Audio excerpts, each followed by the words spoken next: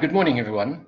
Welcome back to my channel, The Opinionated Science Educator, and welcome to my first video on in-service teacher training. Okay, so let me give you a little bit of background about this lesson. I was teaching grade 10, Waves, Sound and Light, and the lesson was particularly looking at superposition. Now, superposition is part of the grade 10 curriculum, and I decided it was important for them to understand superposition so that they could understand 3D wavefronts when they did diffraction in grade 11.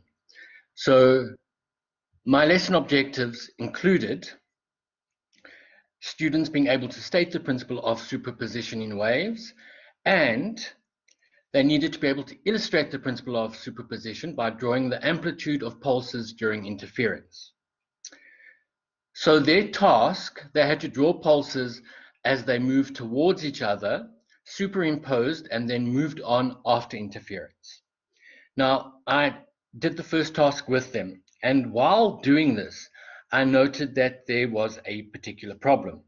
The students struggled to understand both the verbal and written instructions, even with the assistance of two tutors in the classroom that could help explain the task to them further. So this was a problem. As I was teaching, I noticed this problem needed to be solved. And this video is about that solution. Okay, so some context. This was for the grade 10 students in the Access program that I'm teaching. They had already done some online tasks so that they could understand what a pulse was, what a medium was, and some of the basic measurements of a pulse, such as the amplitude and the speed of the pulse. So the contact session focused on introducing them to superposition and interference. And this was the task that they had to do in class. So the first task was just one question. They were given two pulses A and B that were moving towards each other, and they were asked to please draw what the pulses would look like 1 second after this initial time, 2 seconds. At 2 seconds, they would have superimposed, and then they would have moved on at 5 seconds. And as I said, the students struggled to visualize this. I tried using some of the drawing tools on Windows, but with only one screen working, it was very ineffective. So the students actually did not get to move on to task 2, where they were given 6 similar problems and they had to do something similar. So after the lesson, I thought, well, they struggled to visualize. How can I help them visualize what was happening in this task? And that's when I thought, well, maybe I should create a GIF. And I came home, and that's the first thing I did. I downloaded a GIF program, and I developed a GIF, which I then uploaded onto the Blackboard system so that learners could see this problem being solved with moving pulses. So here is my first attempt at trying to get students to visualize the situation. As you can see, the two pulses A and B move towards each other, they superimpose, the amplitude is doubled, and after interference, they continue moving along in the direction that they were originally moving in. I did this on the computer, and I took photos of the screen, but I wasn't quite happy with the quality of this GIF. So what I'm going to do now is show you my improved version of how to produce these GIFs. Okay, so step 1 is to create the separate JPEG files that are needed to create the GIF. And that I did in Paint. Okay, so I basically use the Paint app. I'm just going to paste the diagram.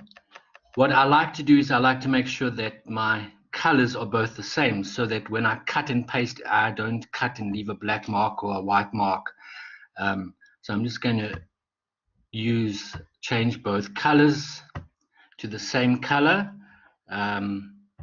I'm going to color that all blue, and I will basically show you how I cut it. So that's the original picture.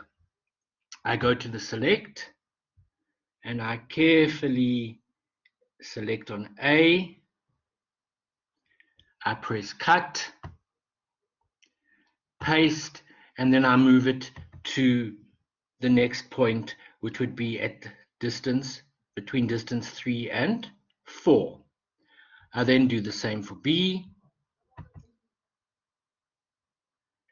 Okay, so try and get the image as close as possible. Cut, paste, and I then move this to 3, between 4 and 5. I then save this file so that I have as a JPEG, so that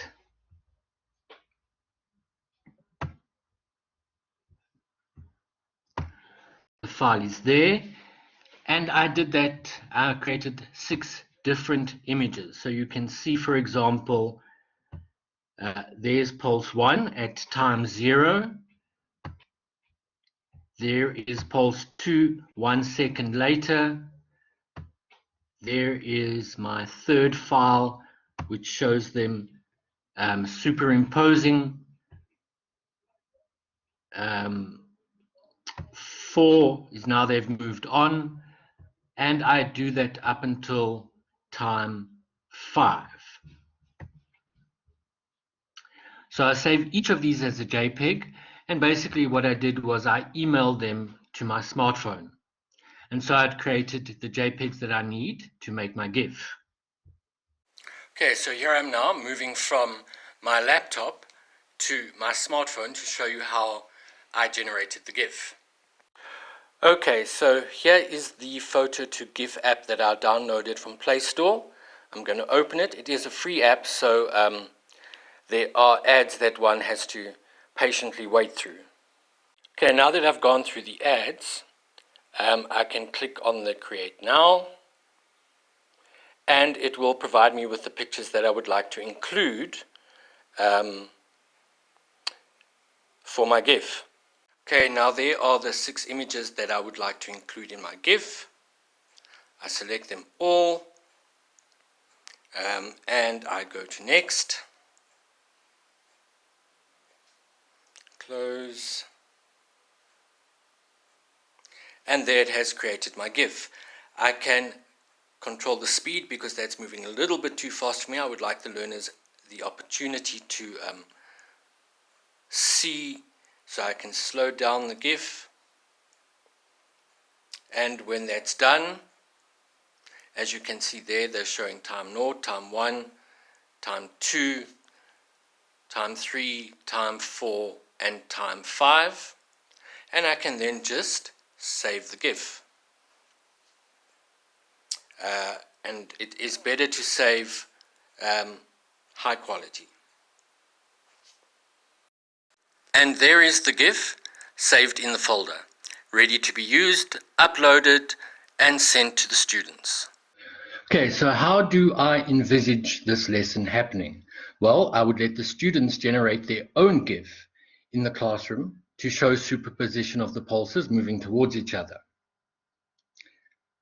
Now, I know this will probably take time, but it's a hands-on activity that I think the students would really enjoy. So how I envisage this lesson. Firstly, the students would work in pairs, 6 pairs, 1 for each problem in task 2, and they would work as large groups. Then the students would draw on separate sheets of graph paper the motion of the pulses every second as they move towards each other. Then the students would take pictures of each sheet of graph paper that plots the motion of the pulses on their smartphones. And then the students would use a GIF app on their smartphones to make a GIF of the motion of the pulses before and during and after superposition. These can then be shared with the rest of their group. So they would have worked through all 6 problems together. Okay, so that concludes my first in-service training teacher video.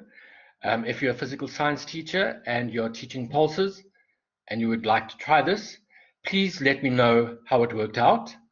I used the technology that I have available, Blackboard on my laptop, my smartphone with the GIF app, my other smartphone to record the videos. I realized that some of the videos might be a bit blurry and shaky, but yeah, this was more of a challenge doing this on my own than I thought. But thank you for your time and see you soon.